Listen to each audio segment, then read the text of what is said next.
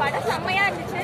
சொல்ல போனா வந்துட்டு நேற்று இருந்து படம் ரிலீஸ் ஆகுமா ரிலீஸ் ஆகாதுன்ற கன்ஃபியூஷன்லேயே இருந்தோம். இன்னைக்கு பார்க்கும்போது படம் ரிலீஸ் ஆச்சு. நைட் ஃபுல்லாக தூங்கவே இல்லை. ரிலீஸ் ஆகுமா ரிலீஸ் ஆகாதுன்னு கன்ஃபியூஷன் இருந்தாங்க. அதில் ரிலீஸ் ஆச்சு. மியூசிக் கேட்டாலே செம்ம ஹாப்பி ஆயிடுச்சு. ஸோ நாங்கள் ஃப்ரெண்ட்ஸோடு வந்து செம்மையாக என்ஜாய் பண்ணோம். இது மற்ற படங்கள் மாதிரி வந்துட்டு ஓல்டு கண்டென்ட் இல்லாமல் ஃப்ரெஷ்ஷாக ஒரு நியூ கண்டென்ட் வச்சு ஒரு காடை வச்சு கிரியேட் பண்ணியிருந்தாங்க. ஸோ படம் வேற லெவலில் இருந்துச்சு. சொல்ல போனால் செம்மையாக என்ஜாய் பண்ணோம். எங்களுக்கு ஒரு டிஃப்ரெண்டான கண்டென்ட்டாக இருந்துச்சு. ஆர்ஜே படத்தோட வில்லத்தனம் ஆர்ஜே அவங்களோட ஆக்டிங்ல வேற லெவல். சூப்பரா இருந்துச்சு.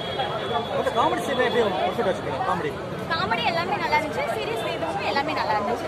ஓகே, சொல்ல போனா மூவி வந்து செம்ம ஹிட் ஆகும். நல்லா இருக்கு. சூர்யா எந்த அளவுக்கு நடிச்சிருக்காரு படம்? சூர்யா வேற லெவல். சொல்றதுக்கு வேர்ட்ஸே கிடையாது. எக்ஸ்ட்ராடினரியா நடிச்சிருக்காரு.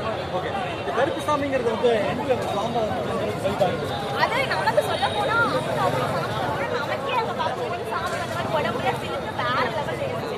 ஸோ நமக்கே சாமி வந்துடும் அப்படிலாம் தோணுச்சு. எங்களுக்கு பக்கத்துல இருந்தவங்க சாமியை வந்துருச்சு. வேற லெவல் இருந்துச்சு.